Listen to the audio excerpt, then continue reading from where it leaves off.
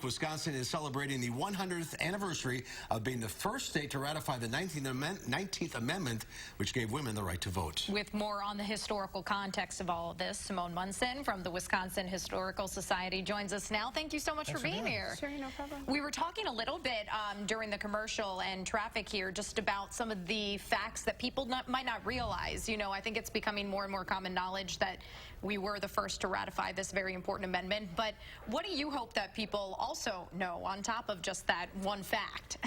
Yeah, so I mean, Wisconsin was the first to ratify, and there was lots of states that were kind of vying for that title. Illinois and Michigan are some of them as well. But you know, Wisconsin didn't have an easy time of it. The women in Wisconsin worked hard for more than 70 years to try and get the suffrage rights passed statewide, and they weren't successful. Part of the reason for that is because Wisconsin had such a strong brewing industry and economy, and the suffrage movement was really closely linked to the temperance movement, and so they had kind of a hard time getting those things started. So what turned the corner here? What made a difference in Wisconsin? So you know, in Wisconsin, when the federal government votes on the amendment and then they send it to the states to be ratified, we have a lot of Wisconsin women who are paying really close attention to that. There's some leaders in the suffrage movement who come from Wisconsin, women like Belle LaFollette and Claire Colby and people like that who are paying really close attention to what's happening, and they make sure that Wisconsin is listening when the ratification comes to the states for voting. I love the story of the haul to D.C. Can you tell us a little bit about that? I know. Yeah, so what happens on June 10th is that the legislature is in session, kind of similar to this year because it's a budget year. They vote on the amendment. They've heard that Illinois has also voted on the amendment, and they say, you know, it's not official until you get somebody to D.C. to turn your papers in to the State Department. So let's get our guy there first.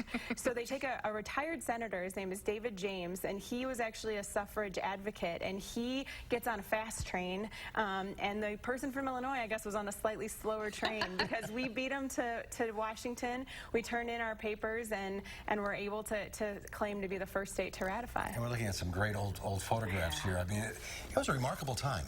It was a remarkable time. You know, we have to think about like how communication and politics worked. You know, women had to really get their voices heard. There's speeches and rallies and parades, all sorts of things to get the movement heard about. And it's still a ways to go.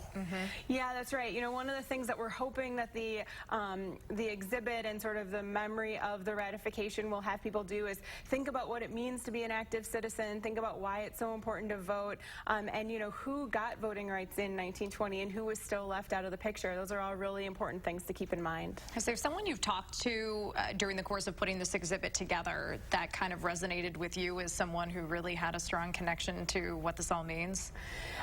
You know, it's just really great to like talk to a wide range of ages. You know, I've talked to the granddaughter of Jean Minor Pond, who designed the Forward statue, and she's in her 80s now, and she remembers her grandmother and what it was like. And talking to a lot of women throughout the state who remember who the first woman in their family was to vote, and then thinking about those little girls who have this right that they'll always have and will never be taken away from them. It's really, really inspiring. Yeah. And there have been some very inspiring and powerful women in Wisconsin politics in that time.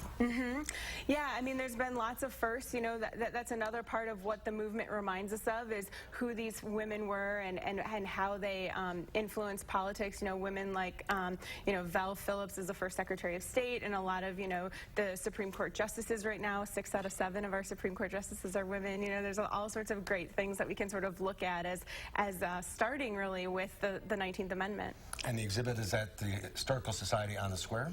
So the suffrage exhibit is actually in the rotunda of the Capitol. It'll be there until November when they replace it with a Christmas tree. So yeah, plenty of time to see it. Yes. A lot of history to absorb in it. Yeah. Congratulations, Wisconsin, right? That's right, exactly. Most definitely. Well, thanks for being with us today. Yeah, no problem. It's great to be here. We'll be right back with the final